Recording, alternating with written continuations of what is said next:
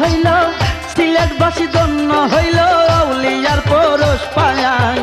এই বাংলাতে শুইয়াই আছেন ৩৬০ জন আউলিয়া, সিলেটেতে শুইয়াই আছেন ৩৬০ জন আউলিয়া।